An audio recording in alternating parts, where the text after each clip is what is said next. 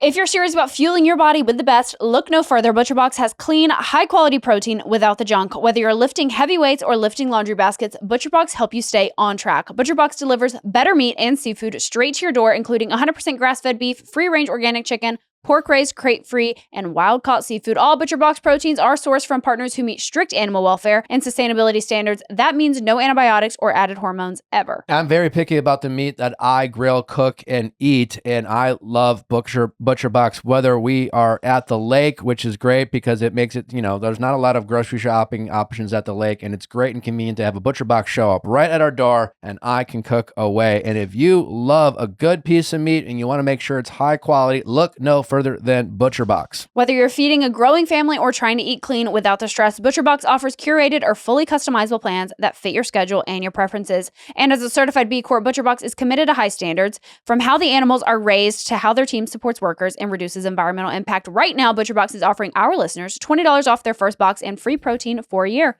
Go to butcherbox.com/VIALL to get this limited time offer and free shipping always. That's butcherbox.com/VIALL. Don't forget to use our link so they know we sent you. You're crazy.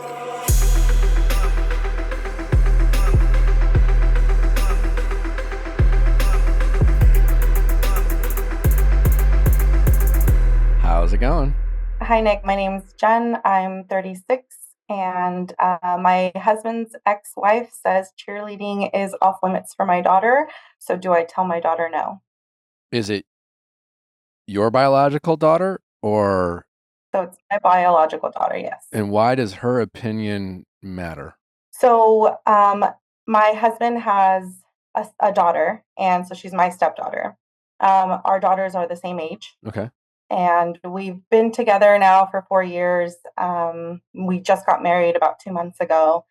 And since the beginning, it's always been kind of like, I don't know if it's his ex-wife who like has an issue with my daughter, or if it's like her daughter is having like jealousy, his daughter's having jealousy issues, or whatever the case may be, right? Blending families can be very complicated. So like I understand that aspect of it. But whenever my daughter has shown any interest in anything that like his daughters are doing or wants to be a part of it, or any type of like having both like kids being in any activity together, it's been just a huge toxic fight.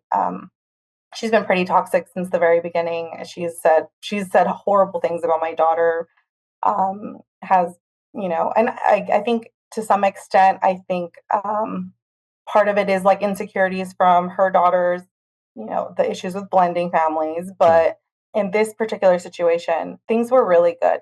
We had taken the kids to Disney World for a honeymoon, and his daughter and my daughter got along great. We had a few hiccups and stuff, but mostly probably because they're tired from long days and, walking and waiting in lines in the park and stuff like that. But things were really good. So when we got back, we had signed them both. Well, she was signed up for flag football. My husband coaches football. And so my daughter got really interested in doing it too. So we joined the same organization. Again, at that time, like things with our daughters were great. And so there started being issues of like, as soon as we got there, my stepdaughter bullying my daughter and her teammates calling her out on it, which was great. Hey, don't do that. Don't treat her like that. Like, why are you doing that to her? And then when we got back from vacation, that was the same thing. Now that flag football's over, it turns into a cheerleading program along with like tackle football. So it's like an organization that, on there in the fall, they'll do both. Mm-hmm. And so my daughter had said she wants to be a part of it. She's a gymnast. So she's been taking gymnastics for almost 4 years now. And so she's like, oh, I want to do this, and be with my stepdaughter in the program. Well, when his ex-wife found out, she just lost it and, started once again creating this huge toxic environment, texting us awful things. It really sucks because it also impacts my husband's visitation. So when things like this, when his ex-wife doesn't get her way, or she feels like we're intruding or invading her space or whatever, she begins to start withholding the kids. So he has 2 daughters. One's just turned 16 this year, and he hasn't seen her in a very long time because Does she that's have kind of what custody? Do they don't share custody? so they do. They share custody, but she says you can't force her to go, and I'm not going to force her to go. And so he doesn't even get to see his oldest, which has been really hard. How old is his oldest? She's 16. I don't know. I definitely don't understand the legal aspects of this stuff. But is she actually correct in terms of forcing her to go? If he has joint custody, I understand teenagers can be teenagers, but he does have the right to see her child. And I'm assuming she's saying that, and he's just like, I'm guessing he just doesn't want to get authorities involved and letting his ex-wife win, so to speak, because like, doesn't he have the right to do that? I'm Yeah, assuming, absolutely. yeah, because I'm assuming in a lot of these situations, I'm sure your family dynamic isn't the only one where exes are at odds and they use their kids to fight their battles and manipulate their kids to feel a certain way about mom or dad. But Yeah. yeah. So I mean, back to your original question: is your reasoning for considering not allowing your daughter to do cheer is a way to like bring the family together? I honestly think that whether I do it or whether I don't, like, she's always going to hate me, and Yeah. being in her space and stuff like that is, or just the fact that my daughter wants to do anything that her kids want to do is an issue for her. And my husband, he, I think he's so stuck in the middle, and it's hard for him because I mean, I don't want to tell my kid no. He doesn't want my kid to miss out on things that she's interested in and wants to do, but at the same time, it's at the expense of his mental health, right? Because he has to now deal with the harassing text messages, the name calling, the just bullying from, his ex-wife So that his is ex-wife is incessant. literally saying you can't let's call your daughter Mm, Sarah. She's okay. saying Sarah can't cheer. Like you need to not let Sarah cheer. Yeah, that's exactly what she's saying because to her, that's their daughter's thing. And that's their cheerleading organization, and they were there first. They don't want us to be a part of it. They don't want Sarah there. I And mean, like what was the context of their divorce? Did he like leave her? Did he cheat on her? Like no, why so she she, sounds pretty bitter. yeah, I honestly think that she wanted to have a fling. So she started a relationship with somebody else, and I think she wanted a fling and eventually go back to him. And I think that backfired on her because when because they had separated, and they lived in his mom's house. Hmm. So when they split, they all still lived together.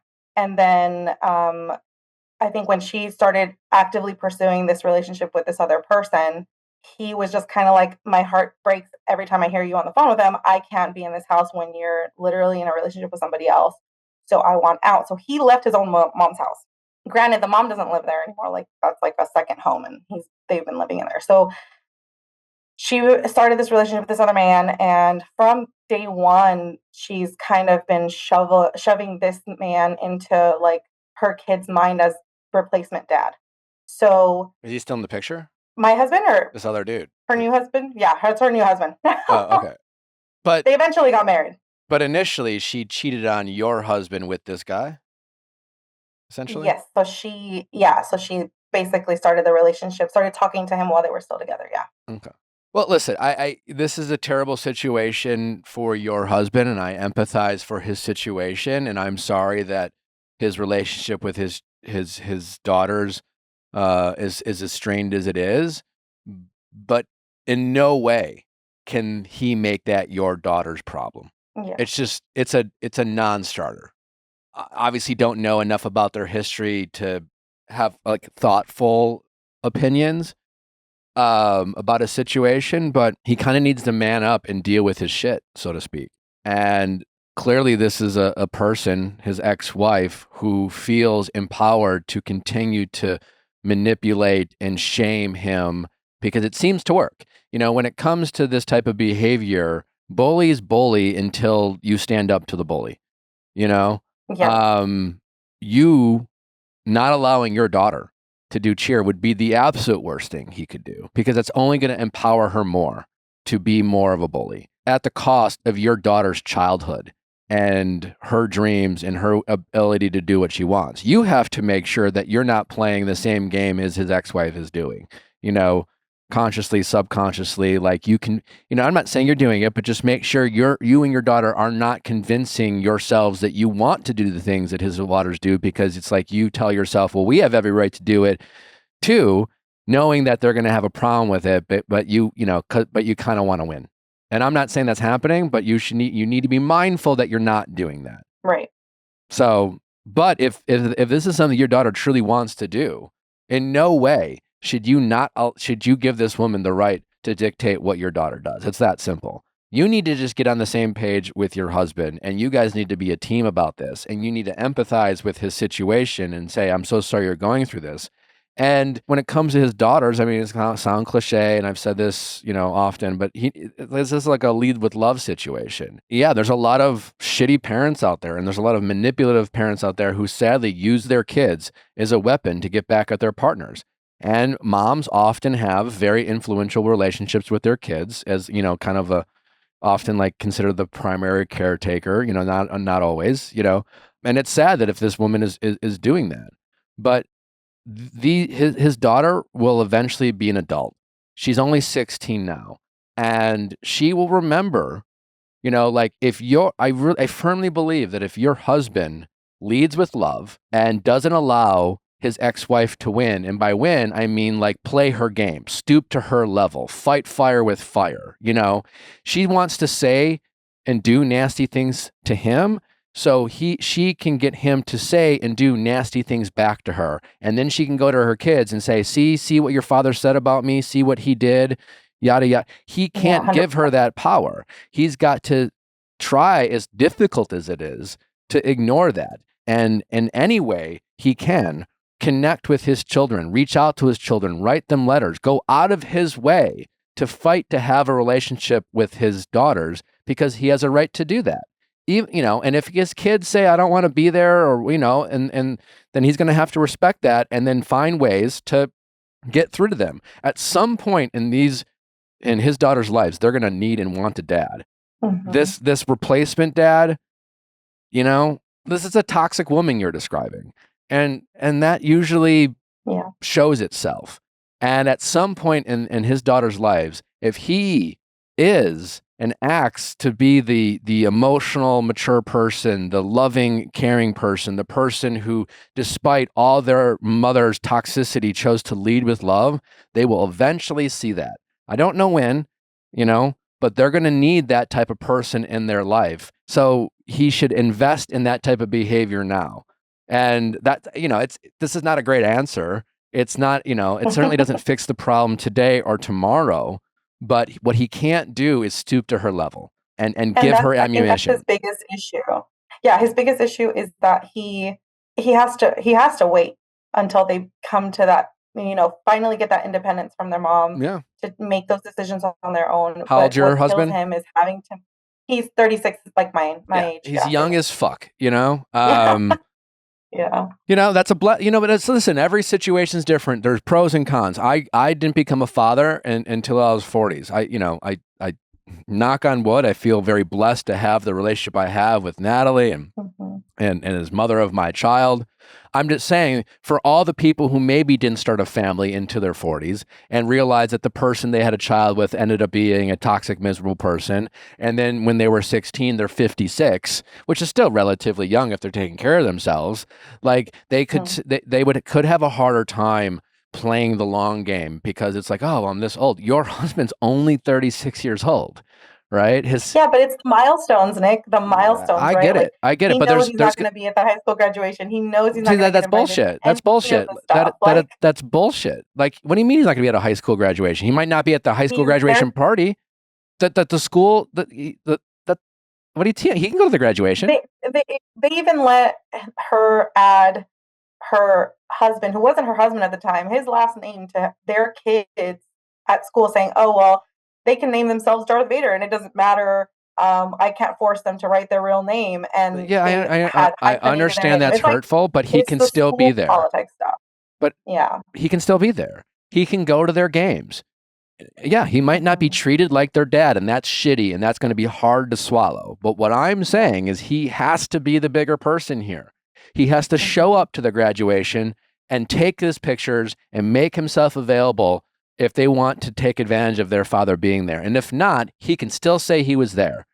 He can still enjoy that moment. So when his daughters grow up and need their dad and realize and wake up to see their mom's toxicity, like, they will know dad was always there. If dad chooses to let mom win and just out of spite not show up and then be like, well, she didn't want me there, they didn't want me there. And like, again, he's got to understand that his kids are being manipulated by their mother. And so he can't be hurt by their kids, and don't blame the kids for what their mother is doing. So he's got to show up. He's got to swallow his pride. He's got to be there for those moments. He can sit, you can sit in the stands and watch their cheerleading competitions and watch their soccer games or whatever, or concerts or whatever things they participate in. He can be there.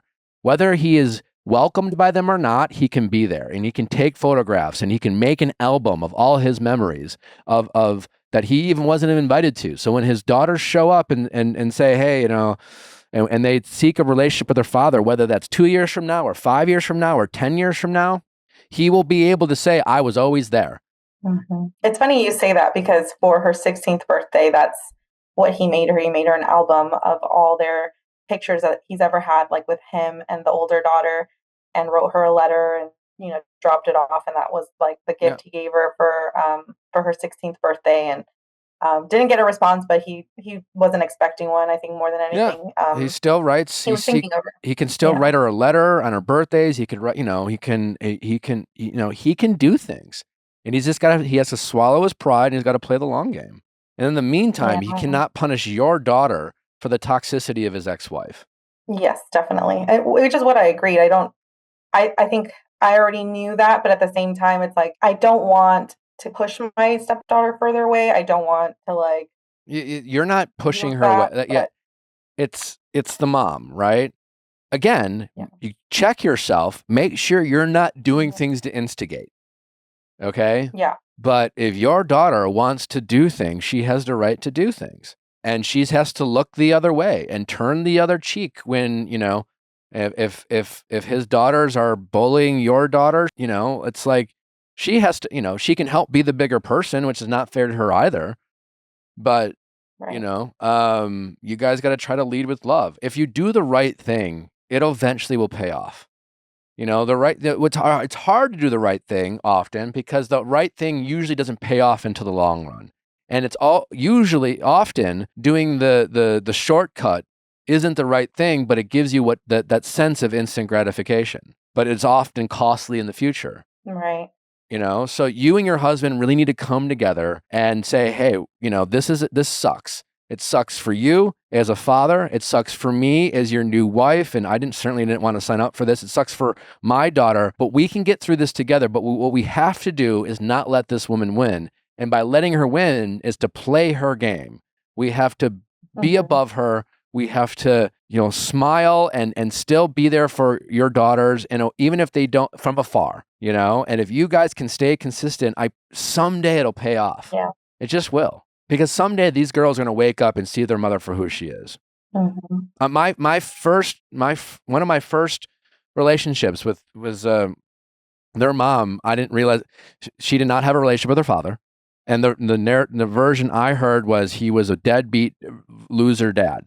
Turns out her mom was the problem. Her mom was controlling and vindictive, and painted this picture of her daughter, to her daughters, and their daughter, she had this idea of who her biological father was.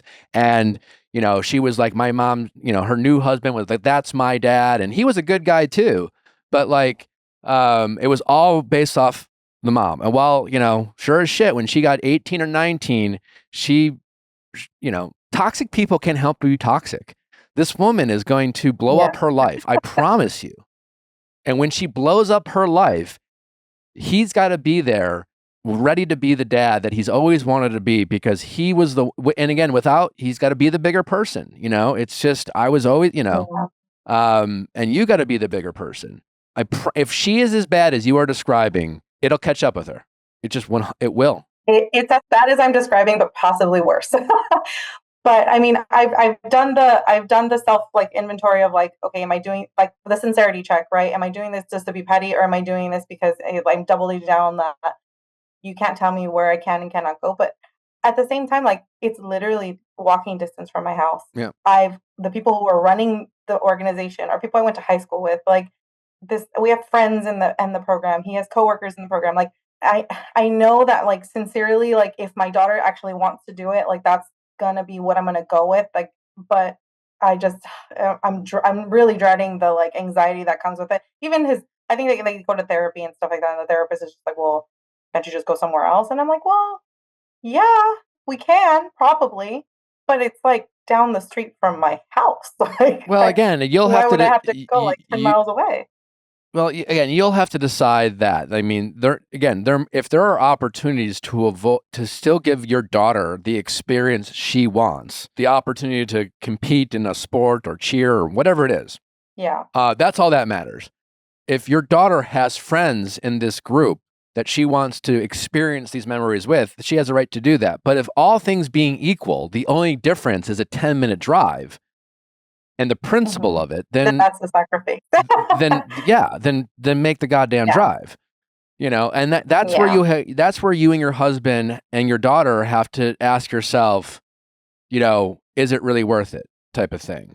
So, I don't know the details of your community or how all things work, but again, you shouldn't be asking your daughter to sacrifice her friends, experiences she wants, but the principle of things, the convenience of, it's 10 minutes down the road, that's where you can check yourself and you can avoid drama. Yeah. But you shouldn't be going to your daughter and asking her to make sacrifices for his toxic ex-wife. Absolutely. Thank you, Nick. All right. Well, good luck. I mean, keep me posted.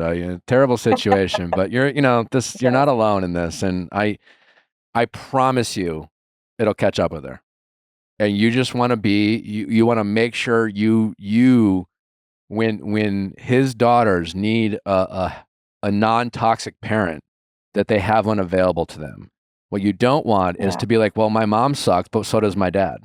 Because all they have seen is mom and dad be toxic to each other. And they've seen dad stoop to mom's level, so that as young children, they really can't see the difference.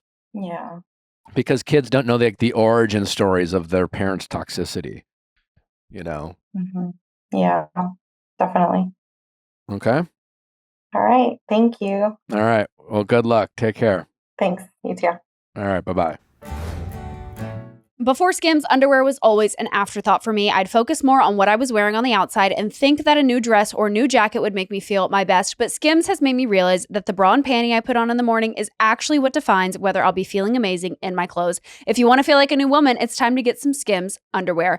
I can't say enough amazing things about Skims Fits Everybody collection. They have so many amazing pieces. The Fits Everybody dipped front thong has been a go-to of mine. It feels like I'm not wearing anything. It's also seamless, so you can't see it. The fabric is insanely stretchy, soft, and supportive. It hugs in all the right places without digging in. It's become a staple in my top drawer because it feels like I'm wearing nothing, yet still makes me feel confident and put together. I'm actually wearing the Fits Everybody t-shirt bra right now. It's my go-to bra. I wear it every single day because after giving birth, finding a bra that felt good was a struggle, and the Fits Everybody t-shirt bra changed that for me. It gave me the support I need without feeling bulky or stiff, and if I want a little extra oomph, or if I'm wearing something maybe a little bit more sexier, the Skims teardrop push-up bra is the girl for you. Shop my favorite bras and underwears at skims.com. After you place your order, be sure to let them know we sent you. Select podcast in the survey, and be sure to select our show in the drop-down menu that follows.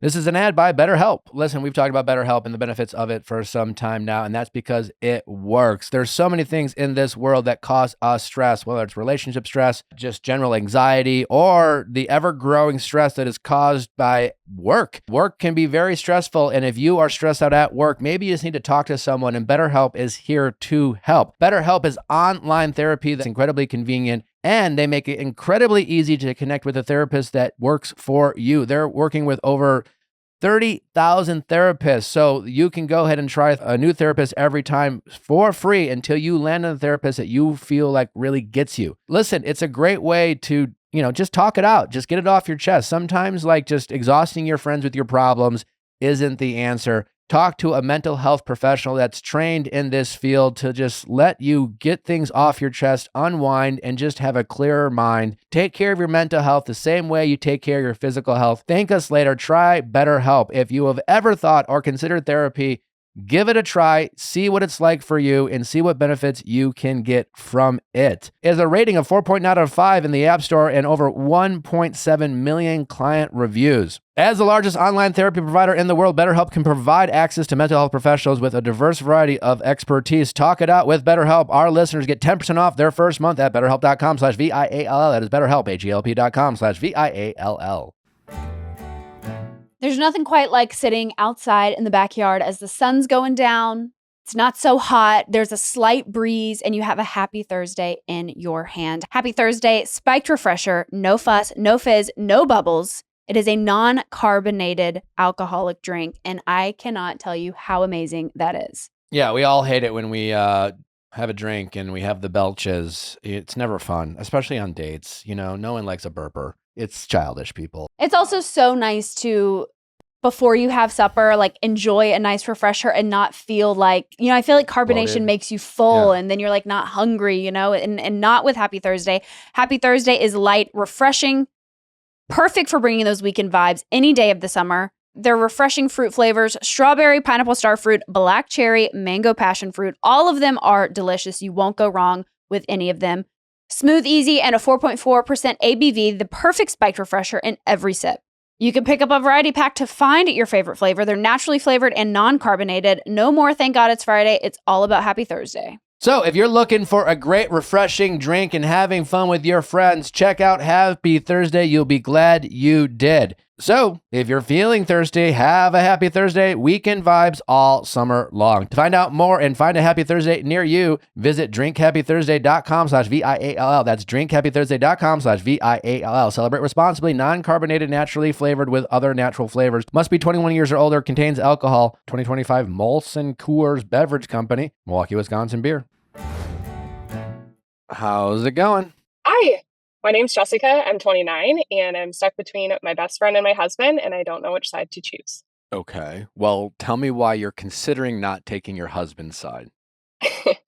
So, my husband is a wonderful person. We've been together for 5.5 years, and almost like married for almost a year. And I think he obviously loves me very much and I love him back. I think that he tends to be very similar to your demeanor, where he, is like very blunt, very direct, like kind of is like cut and dry, black and white. And I tend to be a little bit more like fluid in certain situations, especially when it comes to my friends. So I think sometimes I tend to be a little too lenient. And so I just want to make sure that, what I'm thinking in this whole situation is correct, and that, just kind of getting a second opinion on that. Okay. So tell me what's going on with your friend that so it sounds like your husband has a very definitive opinion about your friend and you're on the fence. Yes. Yeah. I'm on the fence, and obviously like take his advice into account on almost everything. But when it comes to my friends, I just kind of want to make sure, instead of having a blind spot when it comes to my husband, I want to make sure that I'm being fair. So basically, to give you some background, so I've been friends with this person as long as I've been together with my husband. So we actually met through him. So he and her were best friends in high school. They've known each other for most of their lives. And basically, he introduced us saying that, okay, you have, a lot of different things in common. And so, I think that you guys would get along well. So we did a lot of like double dates with her and her now ex-husband. The four of us would hang out. We'd all go, together to different dinners, concerts, et cetera, et cetera. So she and I started traveling together. We just, became really close. Her friends became my friends. It was a whole like very close-knit group of people. So this past year, well, I guess backing up a little bit. So they actually got married in 2023. So it was her boyfriend at the time when my husband and I first met and were dating. And they had already been together 2 years, and then kind of, progressing into all of our friendships, they they got married in November a couple years ago. And when they got married, I was the maid of honor in her wedding. And then vice versa, I got engaged and married this past fall. And so she was the maid of honor in my wedding.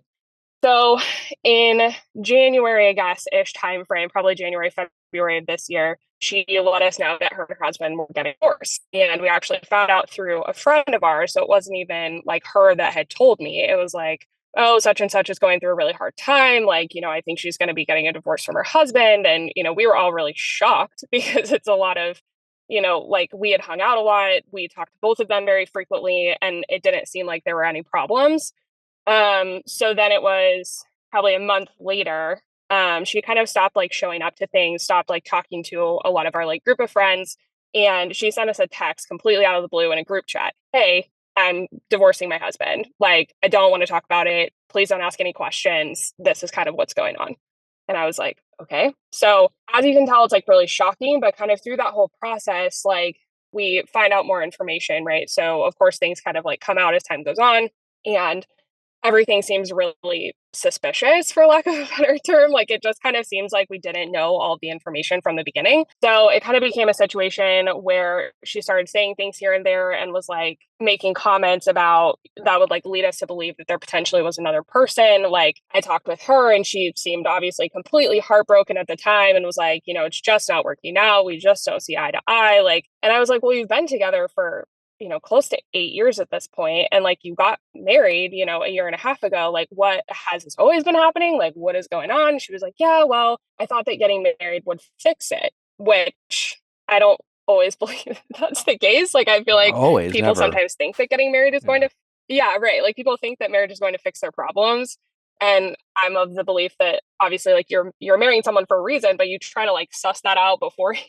I mean, people who think marriage is going to fix their problem are the problem. Truly. Yeah. So they're like, she was like, yeah, I thought that marriage was going to fix my problem. And What was her it problem? just was really shocking to me. And so I was like, But okay, well, like, so just to clarify, you heard rumors, rumblings that there might be another person in the picture on her end, like that she might have been yeah. hanging So out with not another man. necessarily heard rumblings, but more just like, I was kind of like, well, it doesn't seem like there's another option, right? Like I've been around with them. Like there were never any problems that they talked to us about, which of course, like, I mean, they're probably not going to broadcast their marriage to all of their friends, but it's like, there were never really any problems. They seem good. Like it wasn't, like an abusive situation. They weren't fighting all the time. Like there was nothing that really was like red flags. Oh yeah, they may be getting divorced. Like, so it was kind of weird. And then like, basically I was, kind of talking to her about it. And I was like, so, how are you feeling about this whole situation? Her main concern wasn't like, oh, I'm really sad, I'm getting divorced, blah, blah, blah. It was like, oh, if I delete all the pictures of my husband on social media, someone's going to think I cheated. And I was like, well, that's a weird take to have. So that was kind of weird. And then like we were, she was talking about like getting a new apartment and like was concerned because she's going to be like living closer to family. And she was like, well, what if my family just like barges in and I have like people there? And I was like, sure. But like, shouldn't you be concerned about like getting furniture and like moving out and like taking your dog and worried about how the divorce is going to go and your paperwork and like all these things? It just seemed a little weird. So I guess what's your husband's opinion on this? So my husband and the ex-husband are close friends. Okay. So they share like really similar taste in music. They're, they play video games together. They're really into the same sports, blah, blah, blah, whatever. So they all, they hang out like all the time. And so the ex-husband actually came over to our house and was kind of giving us his side of the story and like seemed completely blindsided by everything. Like for lack of a better phrase, he was like, I don't know what happened. We never talked about it. We never went to therapy. Like this was brought up to me once or twice, but I didn't know that it was an issue to get divorced over. And so I think that he was pretty, like, she was like, I'm generally just not happy or type of stuff. Yeah. So it seems like they weren't connected. It seems like they weren't connected physically. And that was like a big problem. It seems like they just weren't on the same page about a lot of things. Okay. Yeah. So it seems like they just weren't on the same page about a lot of things. And so how old are they? I think that like late 20s. They're basically the same age that I am, so 28, 29. All right. And what's your husband's known this woman for a long time, was good friends with her. What's his opinion of her character? Yeah. So they tend to butt heads a lot. My husband has very strong opinions and, I think that he, tends to say what he thinks. and they've gotten into like just, dumb disagreements in the past. And so they're both very strong-headed. And so he had a really close relationship with her, I guess, like growing up and like in high school. But then kind of as time went on and as things kind of like happened in her and I's friendship, like I think he's more of the mindset of like, I don't think that she's a good person for the way that she's, one, handling this, and then two, for, the way that like she's treated me in certain scenarios. And like it kind of came out after the fact too, that like, her being the maid of honor in my wedding, like we found out that like she didn't treat like our family well. She didn't treat other people in the wedding well. She like was really like rude and condescending and like was really selfish in a lot of it. And we didn't find out until like the last like couple of months. So I think like his idea of her character is dwindling. I don't think that he's like be with her. And he basically, like, the whole reason why I ended up like kind of wanting to get a third, opinion on this situation is that like there was one day that completely out of the blue, he decided to like unfollow her on Instagram and like unfriend her on Facebook, which like not a big deal, right? So it was because like him and her ex-husband were going to different events and still hanging out and doing all these things. And like he could see that like she was like watching his stories and like liking his posts and like doing all these things. But like she would text me and be like, oh, hey, I see that your husband's hanging out with my ex-husband. And like, I'm just so glad that his friends are there for him. And I'm this, that, and the other. And my husband was like, well, I don't want to put you in the middle of it. Like, I don't want you to have to like answer for her ex-husband. And so I'm just going to like cut it off and make it so that like we don't have any more contact. And he was like, and I don't really care to see her stuff anymore anyway. His mindset is just like, he knows how she is from the way that they've like grown up, and basically said that he feels like eventually he'll be forced to choose a side. So he's just kind of cutting his losses now. Okay. So just one more time to clarify, there's no actual hard evidence that there's another person in the picture. Just that she has said some things that sound off to you and kind of question if there's another person, correct? Yeah, there's no hard Okay. evidence specifically. Yeah. We've heard some rumblings. There's been some like comments that were weird. Like there's been some like interactions that were strange, but like other than that, it's not Well, she wouldn't cut be and the dry. Like, yes, this happened. she wouldn't be the first person, certainly not the first person in their late 20s or early 30s who like realized they didn't want to be married. And there doesn't have to be an affair or another person going on for her to desire to want to date other men or miss the attention of going out and being hit on by men and wish that she could hit on them back. Or, clearly for someone who just out of nowhere decided to divorce their husband, they must be pining for a lifestyle that would allow her to invite men over or to have parties or, and things like that. And she sounds like a person who is worried about what other people might think of her. I mean, most of us are, right? So like I honestly think it's kind of a waste of time. It doesn't really matter, honestly, if there is another person or not. I mean, yeah, I mean, it would be extra shitty of her and maybe speak to her character even worse. At a minimum, she sounds like a selfish person. Someone who can get married because they think it's going to fix some problem, and then like out of nowhere, and like I don't know what she thought of marriage or how serious she took it or what she was actually willing to do or what her vows meant to her, but clearly not much. She just decided that marriage was inconvenient for her. I'm sure, as you know, like marriage takes a lot of work. Your and your husband's ability to be together 20 years from now will not be based on how you guys feel about each other today. It'll be based off of you as individuals wanting to like have a family and put in the work and wake up and choose to like be with each other. And then someday you guys are going to wake up and feel disconnected or be at odds with each other and not see eye to eye, but know deep down there's love there and say, I want to work and fix the disconnect that we have. And even if there are moments where you feel unseen by your husband and you don't start wishing other men would hit on you, you focus on trying to get that back. And as you guys grow older and look less hot, you don't go seeking that attention in other spaces. You just, again, you put in the work. She is someone who clearly didn't sign up for this type of work. You know, she sounds like a person Right. who liked the idea of being married. You know, again, she's also For only sure. in her late 20s, and we live in a time where people aren't maturing any faster, and late 20s is the Mhm. new like 18-year-olds type of Sure. thing. Um, Yeah, so for sure. doesn't mean she's like a bad person, just means maybe she's just a far more selfish era than any of you guys Yeah. anticipated. To your husband's point, Yeah.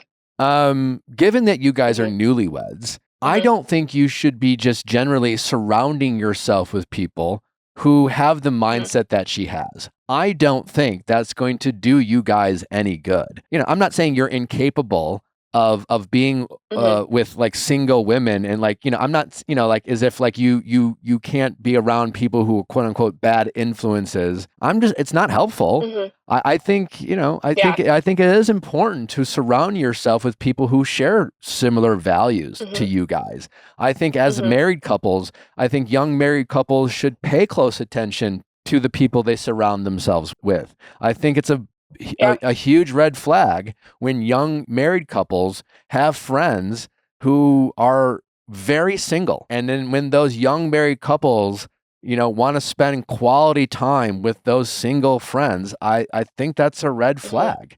You know, I think Mhm.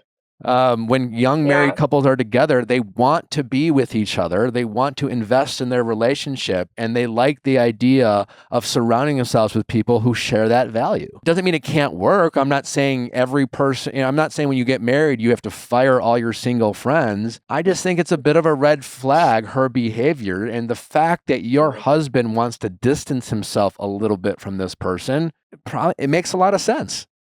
You know, Mhm. Yeah, for sure. I'm not saying you can't be friends with her, but I also just Yeah. in general, I think unless your husband is just fucking wrong about something, I think you should always have each other's back. And he's normally not. Like, I think that he has a really good read on people, and that's why I trust him because, like I said, I tend to be a little jaded when it comes to my friendships, and so, like, of course, like, you know, dramatic, like, saying, "Am I gonna choose my husband's side?" Because, like, of course I am. Like, he's my family, and he's my partner, and, like, you know, he's the person that I'm gonna choose.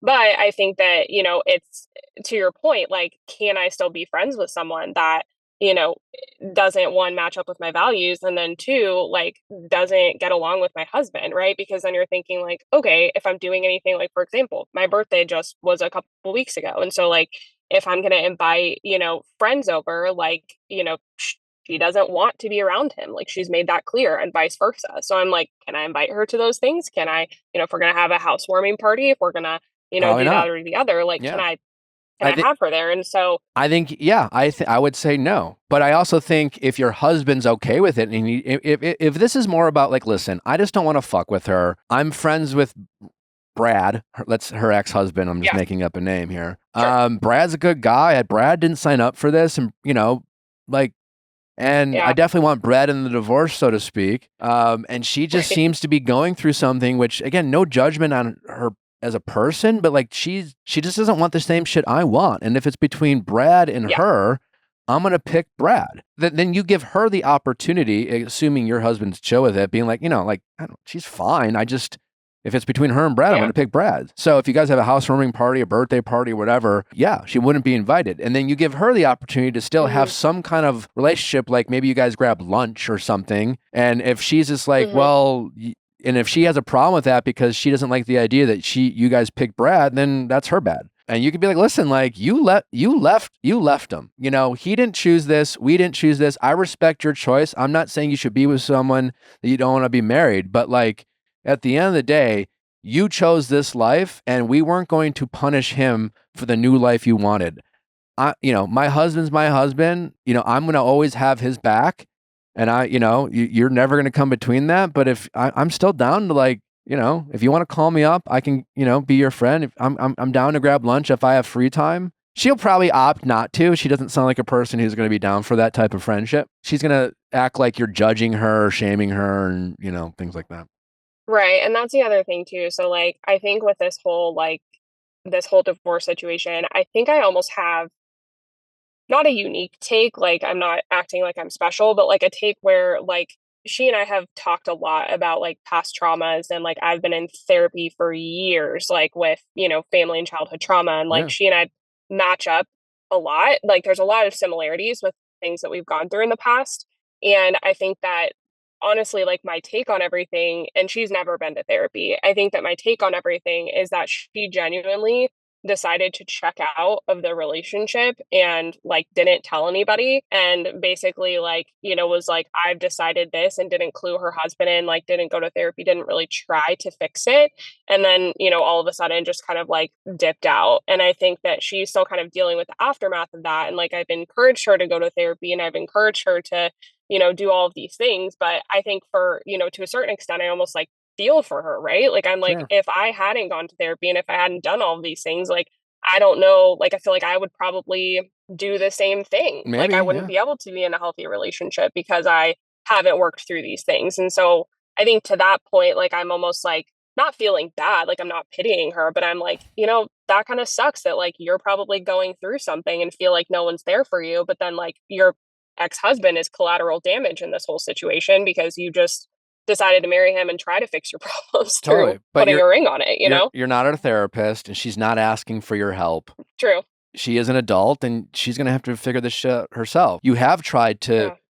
steer her in the right direction. You can only do Mhm. so much, but you can't make her problems your problems. And like, I think Yeah. there's a big difference between the two. And I think sometimes we convince ourselves of like, well, I don't want to alienate my friend, and my friend needs me, and if my friend just did what I did, they would be in a better place and things like that. But that's you making her problems your problems. That's doing more than Mhm. you're being asked of.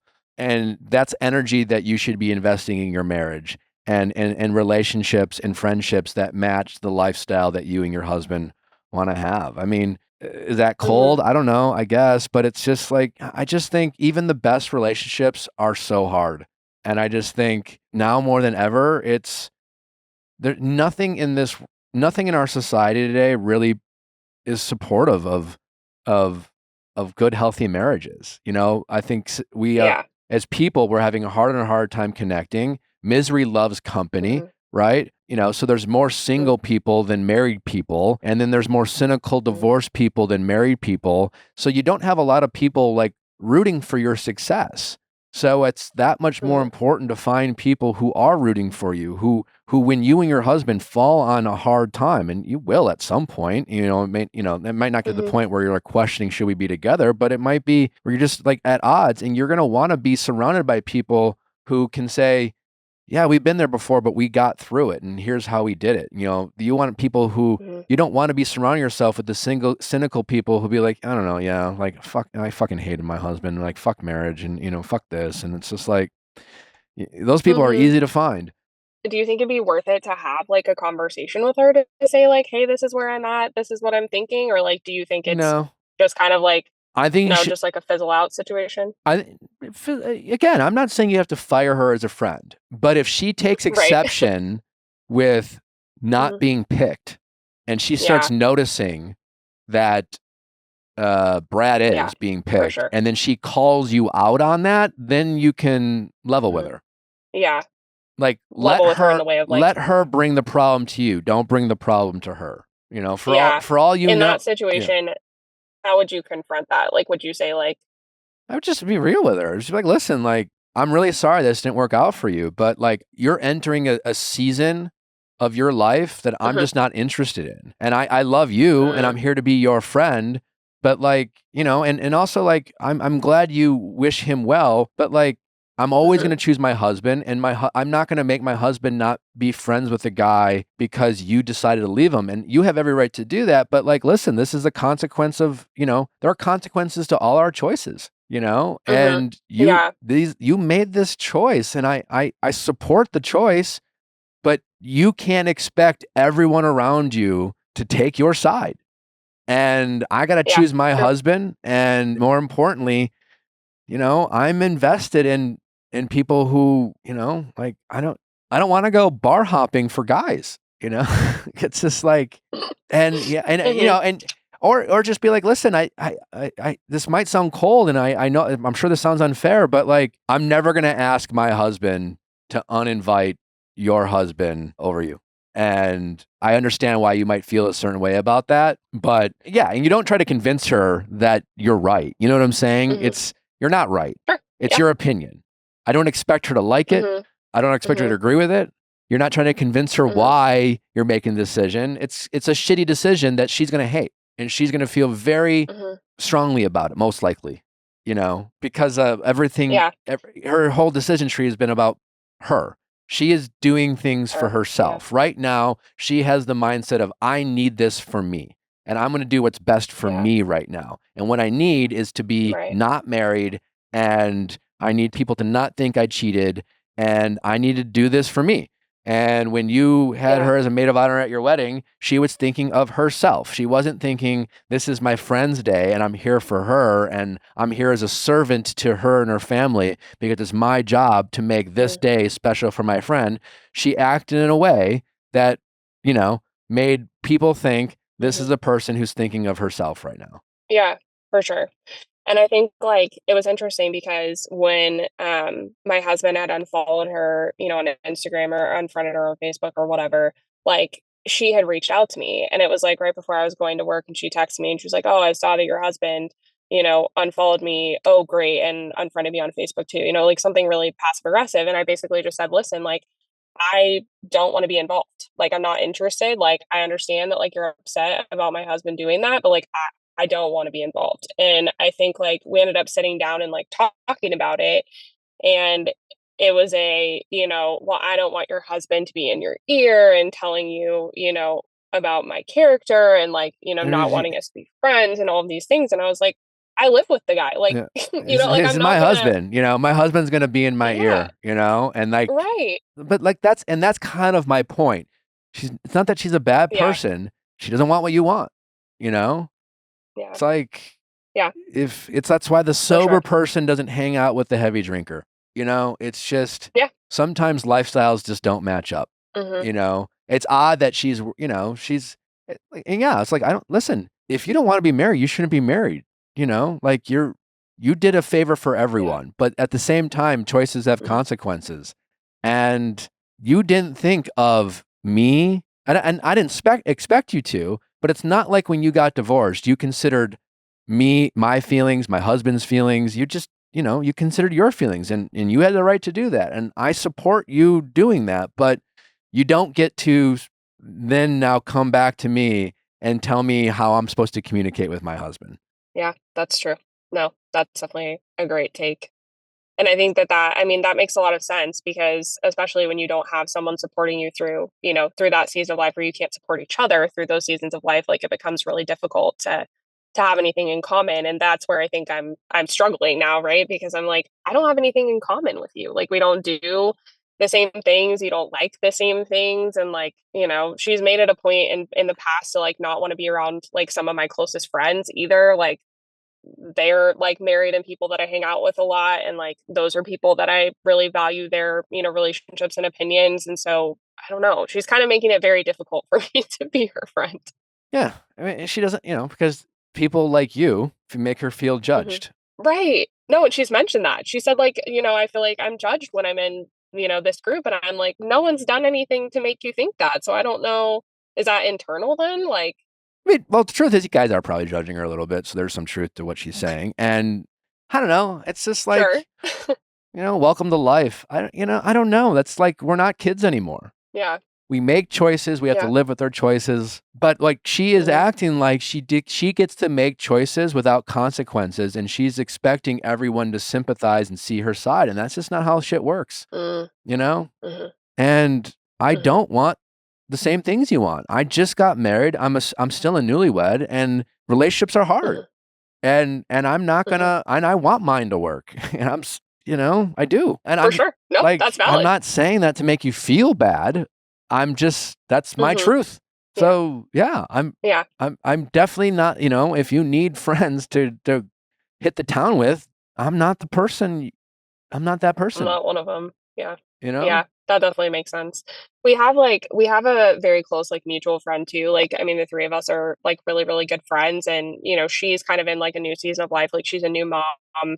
And her and her husband have been together for a long time, and she and I have become really close friends. But this other friend that I'm not as close with anymore introduced us, and so I think that like the two of us feel kind of like awkward navigating it, because I don't know, like when she was going through like all of this divorce stuff and kind of went MIA, like this other friend of mine was like a month away from giving birth. And so like when, she had the baby, like I was the first person that she told, like 2 weeks into the relationship, like when she had the baby home, like I came over and like brought them lunch and like wanted to interact with the baby. And like this other friend was really jealous of that and really upset that like she and I are interacting. But like you said, I mean, kind of supporting each other through those seasons of life. Like if she's, selfishly, kind of going through this whole situation, like I don't know how to, tell her that, hey, like you're, it's not that you're not included, but like we're not just going to include you for the sake of including you. Like if you don't actually want to be here, does that make sense?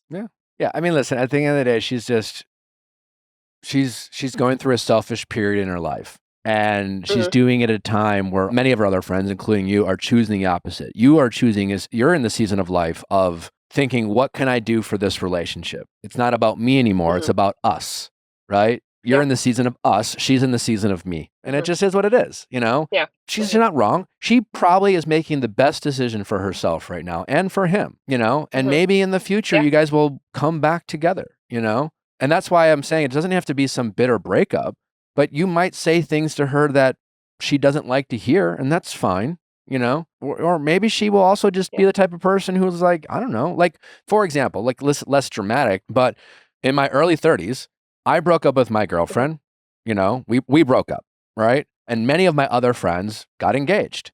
And I was living in Milwaukee, and I'd been in Milwaukee for the better part of a decade. And it's a relatively small city. And I was just like, I'm not meeting any new people. And so I was just more like, I got to get the fuck out of here. And I moved to Chicago. And it was just more like, I'm still looking for my person. I still want to go out. I'm single. Like I guess would it be nice to have met someone by now? Sure. But I haven't yet. So I moved, I made new friends. I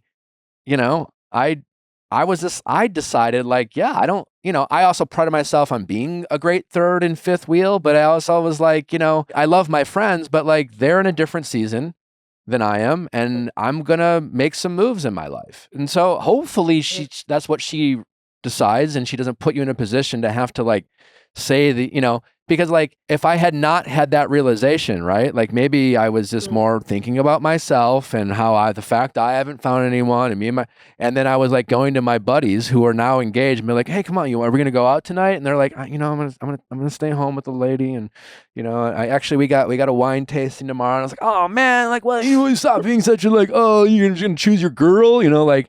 That would have been crazy for me to do, but that's essentially what you're worried that she might do, So let's see if she does it. Right now, it's so raw and fresh, but she just might end up, finding new friends.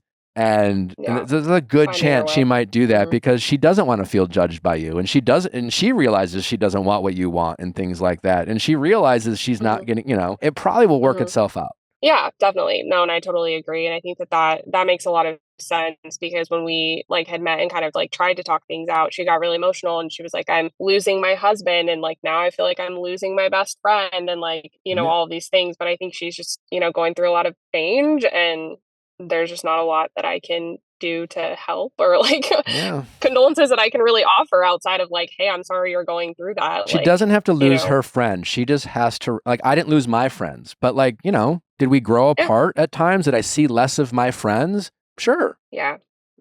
We weren't any less close. It was just more like, hey man, like you do you, I'm going to do me. I still love you, but like, I don't want to go to the, a pottery class with you and your fiance. I'm going to go out tonight, so have fun.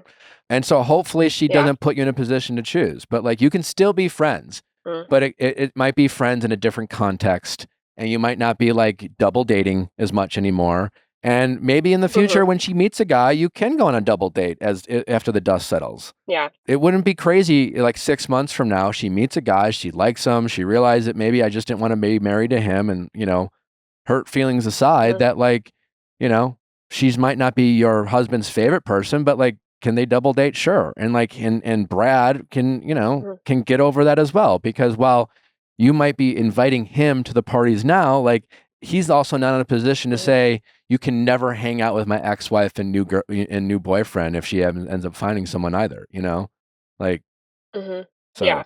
And he wouldn't be the type to do yeah. that. Like, and I know that about him, but I Yeah. do know that, this person that I'm really close friends with, like, I know that she would do that. Like, she would be like, well, why are you hanging out with such and such and, his new girlfriend and blah, blah. Cause it'll likely be that, like, if she gets together with another guy, like, and he's dating another girl, like, we will probably double date with him Yeah. and this other girl. And It's I like, mean, you that's a plan that my husband's going to make and I will be along for the ride. So you can choose to get divorced and I'll support it. You can yeah, choose to be selfish, I'll support it. You don't get to choose to be petty and then tell me what I can and can't do and then call me a bad friend for it. for sure. Yeah. No, that's very smart. So, all right. Yeah, totally agree. That Okay. makes sense. Well, thank you so much for your help. I My pleasure. really love listening to your show and I love your reality recaps. I'm a big Bravo fan. So, Well, I appreciate you calling in. Thanks for listening. And, keep us posted. I'd love an update on this friendship dynamic as it unfolds. yep, I'll let you know. I appreciate it. Take care. Awesome. Thanks. All right. Bye-bye. Bye.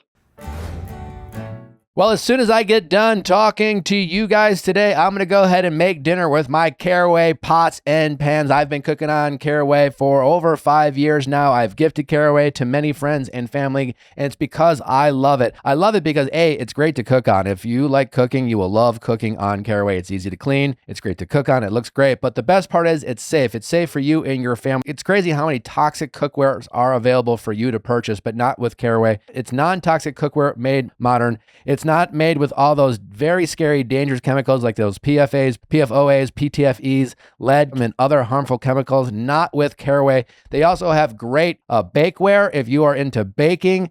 Everything they make looks great. They come in all different assortment of colors. It's easy to store. Again, did I say it's easy to clean? It is. If I didn't, it is. It's amazing. Over 70% of cooking and baking pans sold in America are coated with PTFEs. That's scary. Do yourself a favor and give yourself the gift of safe, good, great cooking ware. If you have been eyeing the internet's famous 12-piece cookware set, now is the time to pull the trigger and buy it now. You can shop Caraway risk-free, enjoy fast, free shipping, easy returns, and a 30-day trial. Plus, if you visit carawayhome.com/viallfiles, you can take an additional 10% off your next purchase. This deal is exclusive for our listeners, so visit carawayhome.com/viallfiles or use code viallfiles at checkout. Caraway, non-toxic cookware made modern.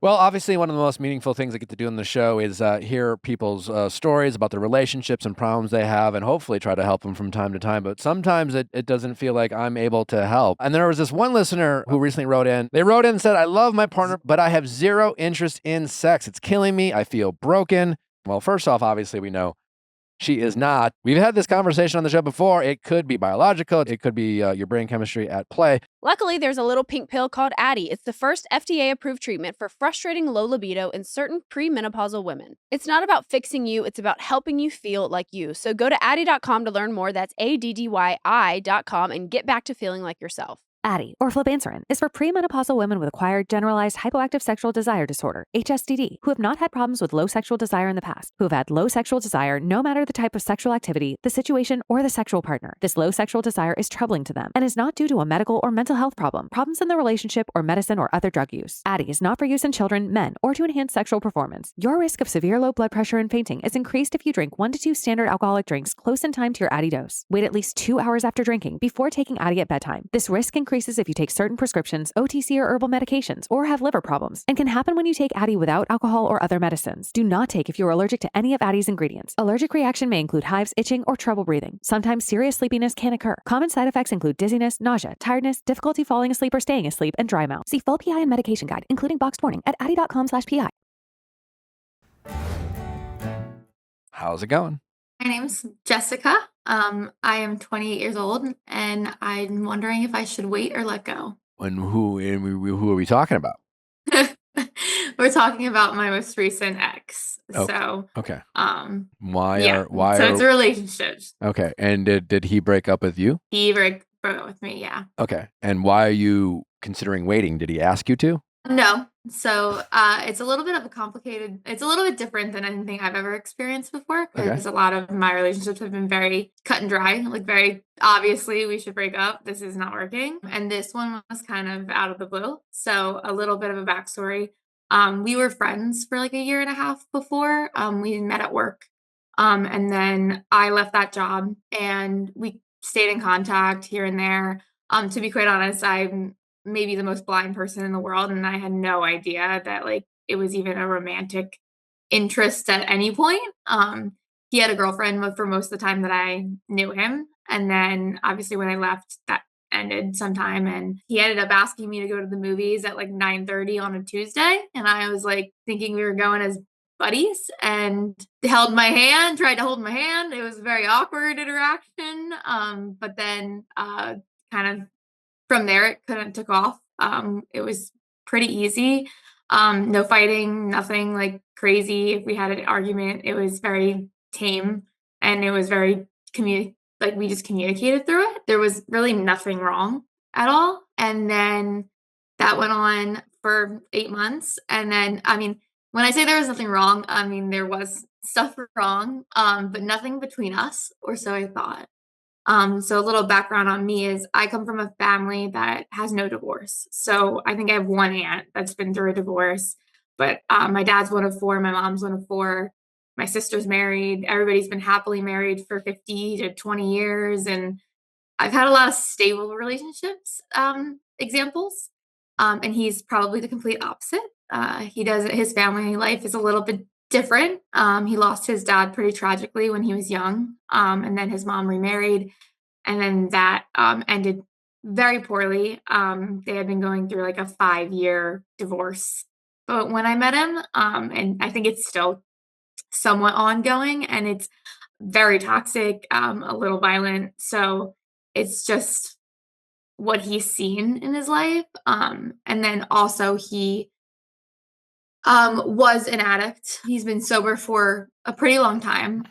But I think he carries like a lot of guilt from that portion of his life, if that makes sense. Yeah. So I'm a guessing lot of trauma. Gotcha. And I'm guessing, and correct me if I'm wrong, just as a stab in the dark, that when you say this is a little bit different, in your head, there's a narrative that sounds something like, or when he broke up with you, he gave you some kind of line that sounded something like, I just can't do this right now, or I just don't know how to focus on us, or blah, blah, blah, because of all the things that he's dealing with, his sobriety, his mom's relationship.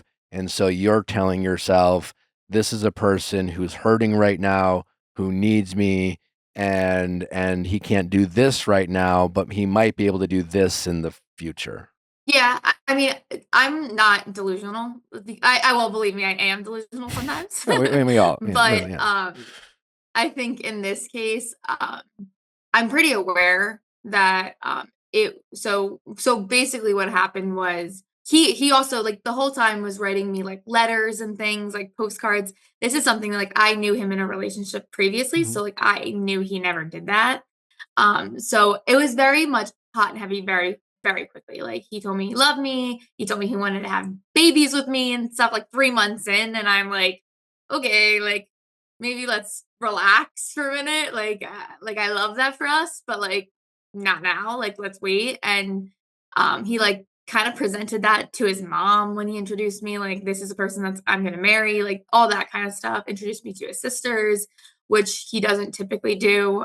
So everything about it was like a little bit different, and it was very much like, oh my god, if we ever break up, if you ever decide to break up with me, like I'm not doing this again, like I'm not dating, I'm done.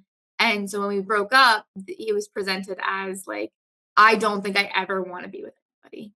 Like that was the answer, was that you are so loving and caring, and you deserve someone who's going to be able to love and reciprocate and care like you do, and I don't even love myself or want like a relationship ever. So that's what I'm thinking. So it was presented, basically what happened was we were laying in bed, we had gone to dinner that day. Everything was fine. We had spent the whole night together. It was great. And it was like 1 o'clock in the morning. And he was like, can I be honest with you? And I was like, yeah. And he was like, I don't know if I ever want to have children. And I was like, oh, okay. Like that's different than what you've said before. But Yeah. I mean, if that's how you're feeling, like, I mean, we can talk about it. And I'm not like set on anything. Like, obviously, in my life, you get married, you have kids. Like, that's what you do. But I'm slowly realizing maybe that's not my life. I don't know. We'll see. How old are you again? I'm 28. Okay. 28. All right. Yeah, I have time to figure Alright. it out. Like I was on the wave that like I was gonna be 26, married and have babies I and hear you. whatever. And Yeah. now it's definitely not Yeah. what I think. But so he never it almost felt like I was like, he's like, well, you want kids. And it's like, well, I think I want kids, but like I want kids with the right person in the right time when we're ready, like as a group decision. And so then it turned into like, well, I don't know if I ever want to move in with you. And then it turned into, I don't know if I ever want a girlfriend, and Yeah, and then it turned into I don't Yeah, ever right. know, I don't ever see myself being in a relationship again. Yeah. And then so that was 3 months ago. I did call him last week. Was It it was his more out birthday? of like so when that happened, I was like cripplingly anxious, sad, Mhm. terrible. Still have those moments. But I turned it into something positive. I started going to therapy again. I started working out every day. I lost like 46 pounds. Like it was like I was doing everything for me at that point because I needed to turn it into something not I'm gonna jump out of a window and like die. So we still have some coworkers that we keep in contact with, like mutuals people. So I was hearing some stuff that I didn't really like that was being said. Just about the breakup, about like, oh, I just didn't see a future with her, instead of like it was like more blaming me for Sure. it somewhat. Yeah. And also I was out of town for work last week, and I was in the airport with one of my friends just randomly, and she was like, oh, I saw him today and he looks terrible. And I was like, okay, like please don't tell me that. Like I just don't need to know. Like this is just stuff that I Yeah. can't hear. And so the curiosity got the better of me, and some stuff happened with some of our old coworkers and stuff. So I just called him and he didn't answer. But he texted me back like right away, and he ended up being out of town. So something I didn't say was one of the triggers for all of this happening was he lost his job in January. And that is when he said that like, his feelings started to change because he started to get too like anxious and emotional, and everything was just coming at him. He also started in December. He has been sober for a while, but he's never done any of his step work. So he never went through the 12 steps, never got a sponsor. If we back up to December, he and I were talking, and I think I remember it because I was on my couch, and I remember being like, what's your deepest, darkest secret? As like a joke, like me thinking, like as someone who doesn't have too much trauma, I'm like, this is a silly question, right? And he gave me some bullshit answer, and I gave him some bullshit answer back. It was just like funny, like we used to ask questions like that. And then like a couple days later, he was like, "Can I tell you what my deepest, darkest secret is, really?" And I was like, "Yeah, like." What did you do? Like you kill someone? Like what's going on? Like a little scary. And I'm not gonna air it out because that's his. It's a lot of trauma, and most of it has nothing to do with him. It's like family stuff that he feels really guilty about. And he was like, "Do you hate me? Like, do you want to break up?" And I was like, no, I love you, and it's not your fault, and I'm sorry that you went through that. And if you want to talk about it, I'm here for you. If you don't, that's fine too. And whatever you need, like you let me know. Mhm. And he like cried, and he doesn't cry. And that's when he started crying like a lot. Yeah. And I was like, okay. And then he was like, I think I'm going to get a sponsor and start doing my steps. And I was like, oh, that's great. I think that's a great idea. I think I support that. And then I had asked him if he wanted to be single during that, because usually you do it in the beginning. Usually they want you to be single. Because you're very like vulnerable. And he was like, no, I really don't. Like you've been like the only reason I've wanted to do all this. All of this is being triggered because I want to be better for like our future. Mhm. And I was like, okay, like whatever you say, like you just let me know. So when all this was happening, he was like doing his steps. He was like, he lost his job. Like all of this just happened at once. And then it was kind of like, I'm not worthy of a relationship. I'm not worthy of why do I get to be happy when like other people aren't? Like I've hurt so many people in my life. I don't deserve to have like the happy ending kind of thing. And like I've obviously said like, yes, you do, but like I can't force you.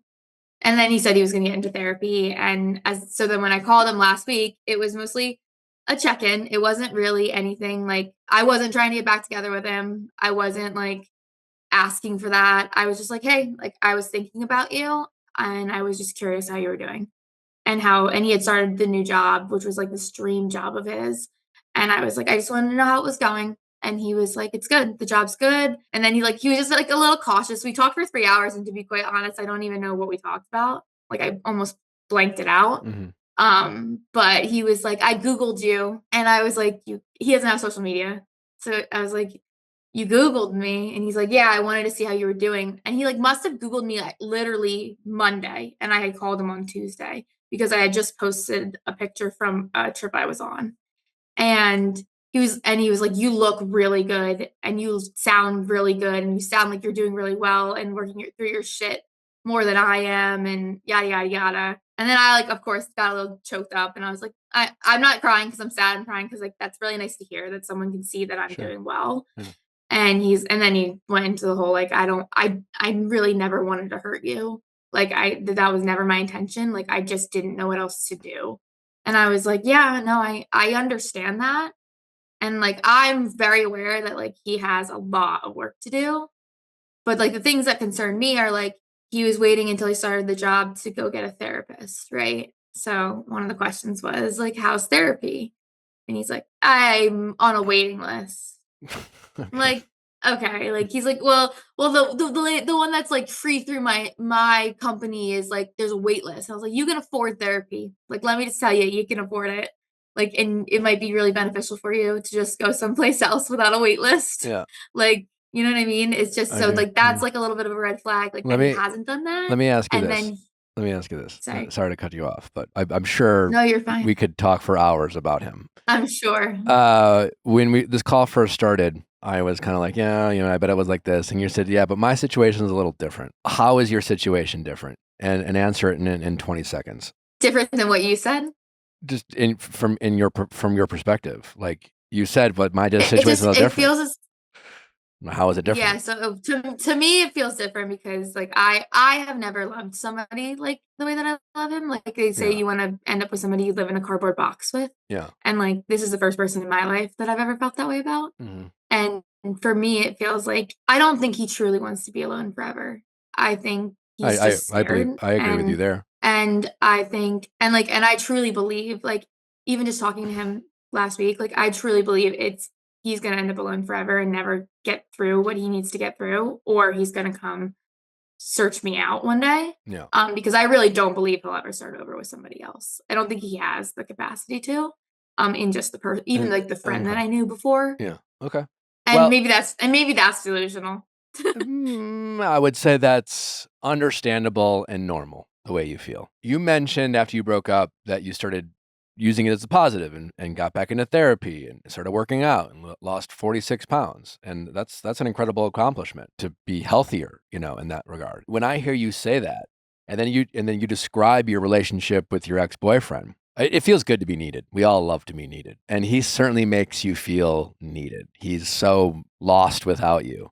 That must make you feel very important and feel very special. Yeah. But while I commend you for not wallowing in your sadness and using this breakup to use that energy into yourself, I think the fact that you weren't in therapy, that you weren't taking care of your physical health, like is an example of how much energy this relationship took out of you that stopped you from taking care of yourself so much. The fact that you were in a position to make that drastic of self-improvement of yourself speaks to like, you should be in a relationship that allows you to be able to still take care of yourself. And I just think that's just something to note. I will say we did go to the gym together. So like that was something that I really loved about our relationship was he pushed me to go. I was very lazy and he pushed me to get back into the gym and do all that. Well, that's actually something that probably strained our relationship a little at the end. So I had a cancer scare. I'm sorry. And and it was very much adamant that like something was wrong. So that was part of one of the reasons why like I stopped going to the gym and things like that. Wasn't because of him. I mean, Okay. he was definitely stressing me out because he was very worried about not getting a job and like all the turmoil happening in his life. But I also was like having a lot of like health issues. Okay. And that's another thing that like is a red flag is he knew my grandmother ended up in the hospital.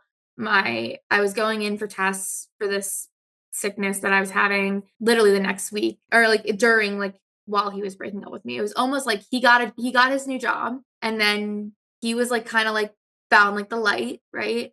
And then ended it with me. And then my whole life was like, oh, okay, wait, where's my sport? Like, where's my person to like stick by me in sickness and health? Like, Yeah, my probably grandma felt. might die. I might have. Yeah, it probably felt very unfair. Yeah. It's like it was terrible. And then like my car got totaled. I think like 2 weeks later. It was like a mess. Like, Yeah. and I was just like, what the, like, what is going on? Like, why do you get to have me help you?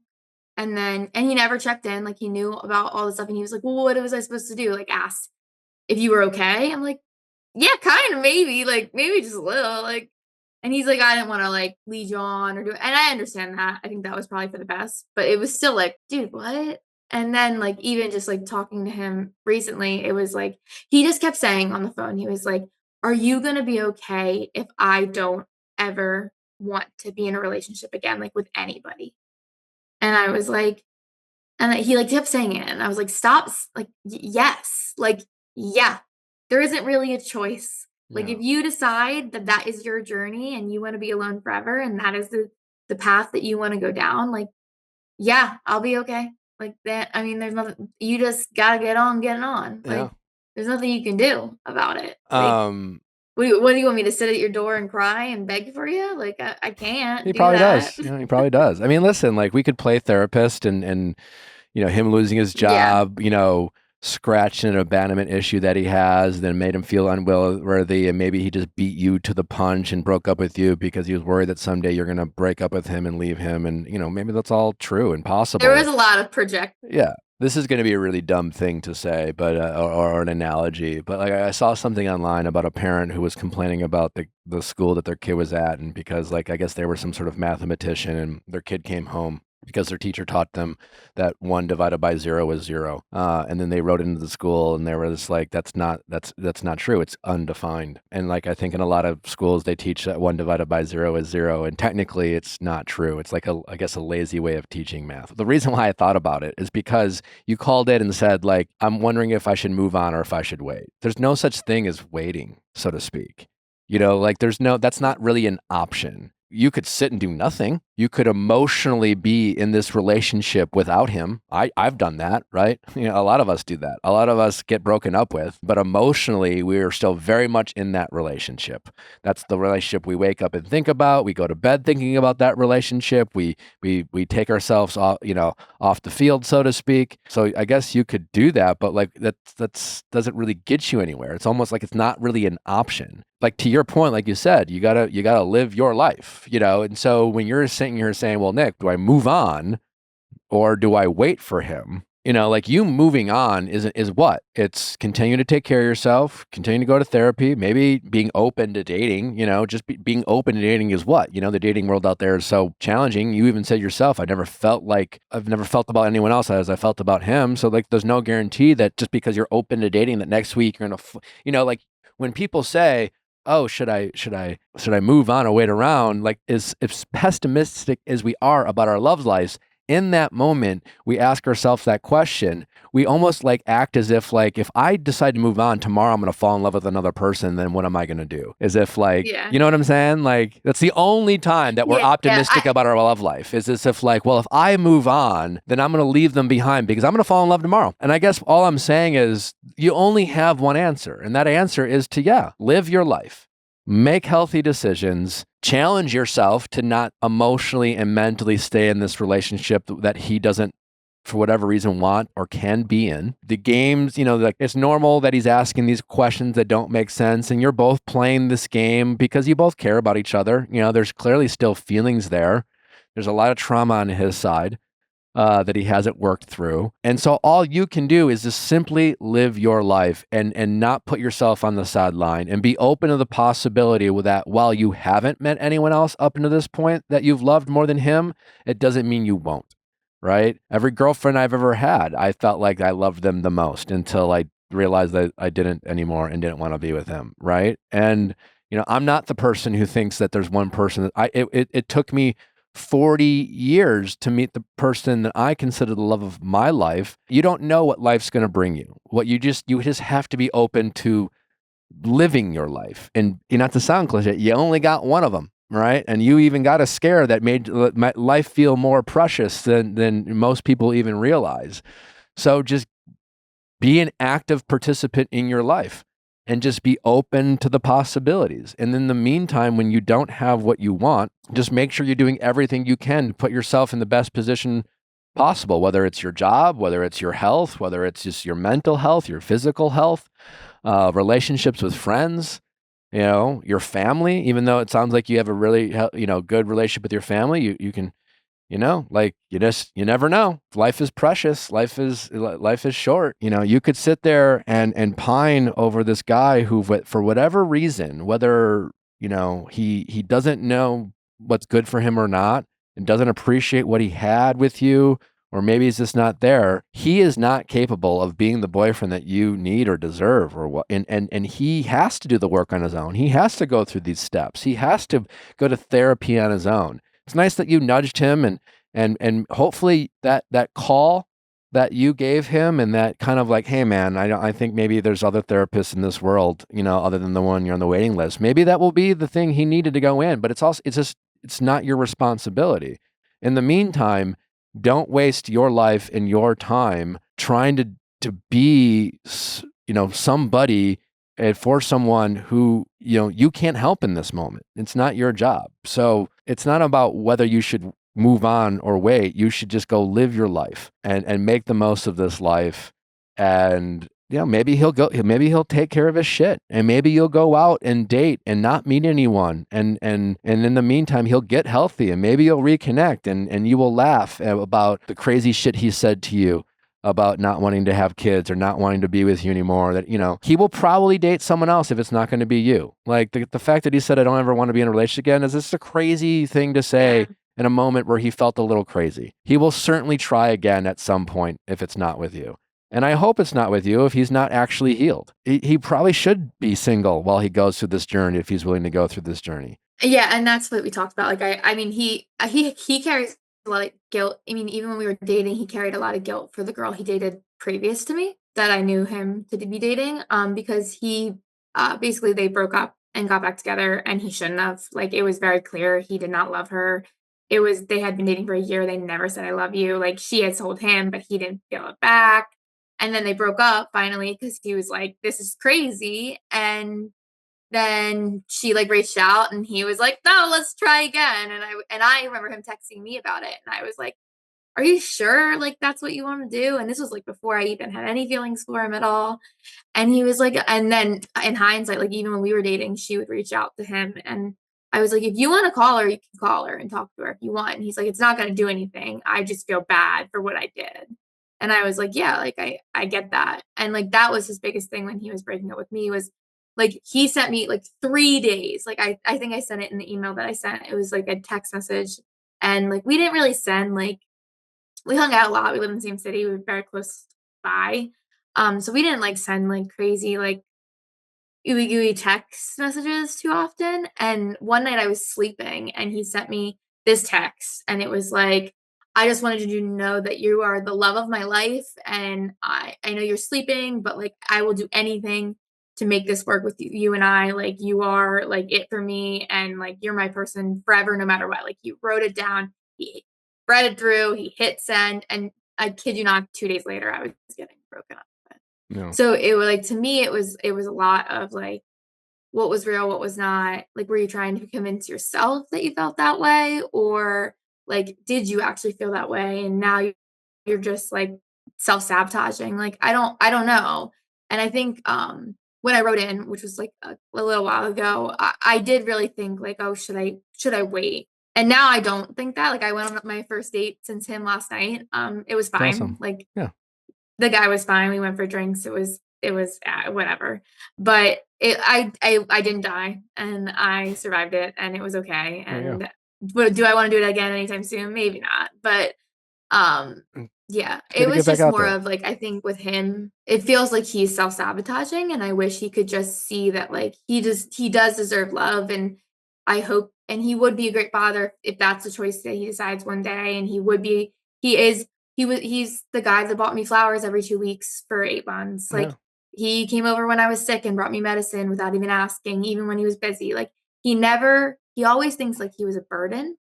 And he really wasn't. And I think what I struggle with is I can't like call him every day and be like, you weren't a burden. Like, No, I know, but he's right? not, Like, he's not, he may not be a burden, but he was maybe a burden to himself. What he clearly is not in a position to, he's not mentally okay and not healthy in a way, and he has work to do. He can acknowledge it. You can acknowledge it. It's obvious to anyone who knows him. And so I think you have to accept that reality and not try to cherry pick what was good and what really worked and why it wasn't as bad as you thought it was. I mean, like, again, you guys care about each other.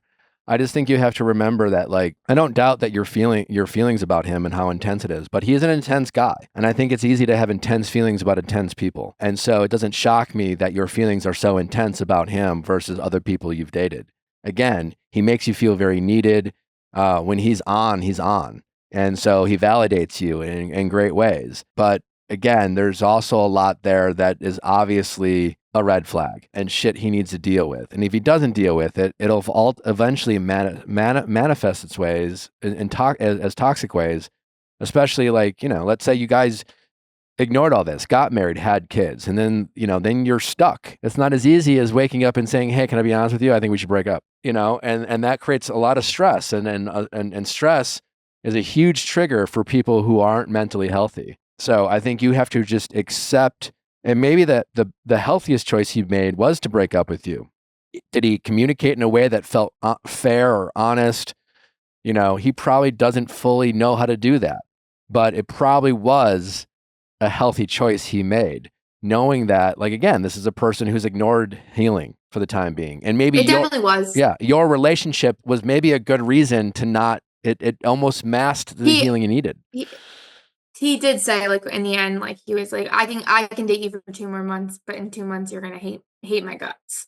Like, you don't hate me now because I haven't shown you, like, the withdrawal that I'm going to show you if I continue to do this. And I think that was very, like, self-aware, and I think it just pisses me off because I'm just like, how can you be so self-aware of all of this and not know how to, like, get yourself through it or help or, like, talk to someone that you could talk to? And I just think, like, not ready. The other thing is that it didn't happen. Like, these feelings started in January, and like the doubts, I think, is what I was told. And he went through all of January, all of February, writing love letters about being 70 years old, eating Thai food on our couch, having children, like all this stuff. Like, he like kept up the charade and kept saying how much he loved me every day and how much I was his person forever. Maybe he was trying to convince himself. It's just like, it was like he felt it just sucks. Yeah, it does suck. Like, what was real, what was not. I'm sure it was all real. And I know, and it's just again, I know it's for the best. For now, I do. Yeah. Like, I mean, but you have to let convince myself that if you can say for now, you still have to let go. You still have to move on and live your life. Yeah. And to sit there and waste your energy, what real? Of course, it was real. Again, did he have complicated feelings about his feelings for you and his mental health? And did he these withdrawal feelings he mentioned? Maybe those love letters were him trying to convince himself about how he felt about you, knowing what he had with you, knowing that you're a special person, knowing that he was grateful of the relationship. But again, this is not about your relationship. This is not about you. This is about him, and you can't fix him. And while he may be able to recognize it, maybe he's just not your timelines are different. He's going at his pace, not your pace. You are a mentally healthy person. You were able to have your spirits crushed and go through heart. Well, I mean, listen, like no one's a mentally perfect person, but like it takes a mentally healthy person to have their heart broken and choose to like not sulk forever and deal with it. You know, you dealt with your shit in ways that he's probably not capable of dealing with. And so you're comparing how you deal things with how he's dealing things, and it's apples and oranges. And so yeah, I think it's for the best, but it just also sucks because I made it very clear when we started dating that like I really like valued his friendship more than anything, and that was the I cost of wasn't doing willing business. to take the risk. Yeah, I know I wasn't willing to take the risk if he wasn't like sure, and he was so sure there's that no, it yeah, was just but like like okay, that's obviously. you didn't make the wrong decision. I don't think you should regret your decision. Yeah. And that was a silly thing for you to ask him. And now going forward, you know not to ask such silly things if you do develop feelings for a friend in the future, because he's a heterosexual male, and friend or not, heterosexual friendships 99% of the time have an expiration date, and that expiration date is when you meet your person. And so all you did is speed it, you know. He always says that. It's like, and I think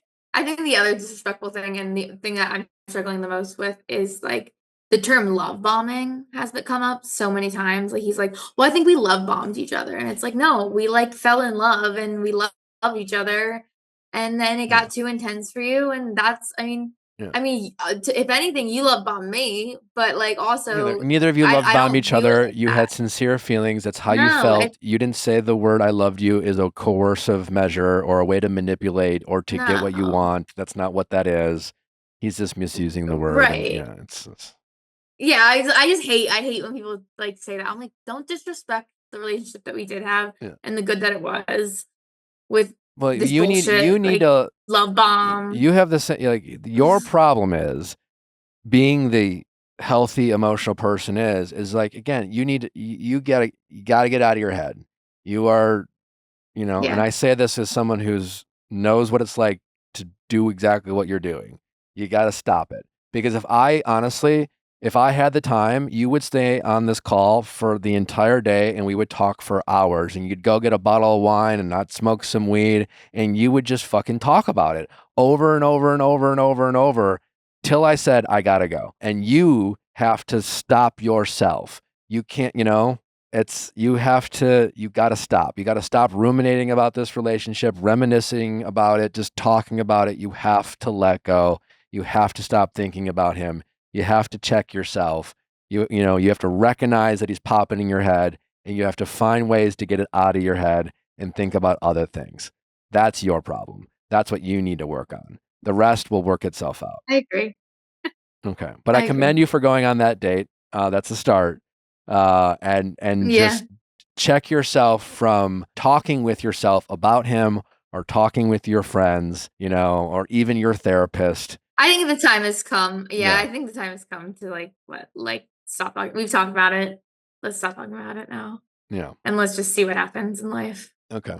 All right. Well, sounds like you're doing pretty good. I'm sorry you're going through this, and just you fake it till you make it. It'll work itself out. It really will. If keep continuing to make healthy choices, he either will or he won't, and that will be the deciding factor. And he's not your responsibility. No, not my problem anymore. Okay. All right. Well, good to meet you. Take care, and Thank you. I will have a good rest of your day.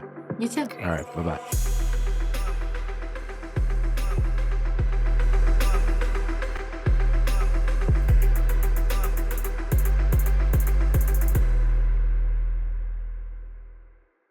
Hey guys, if you loved what you listened to, make sure you hit that subscribe button below. Thanks for listening. We'll see you next time.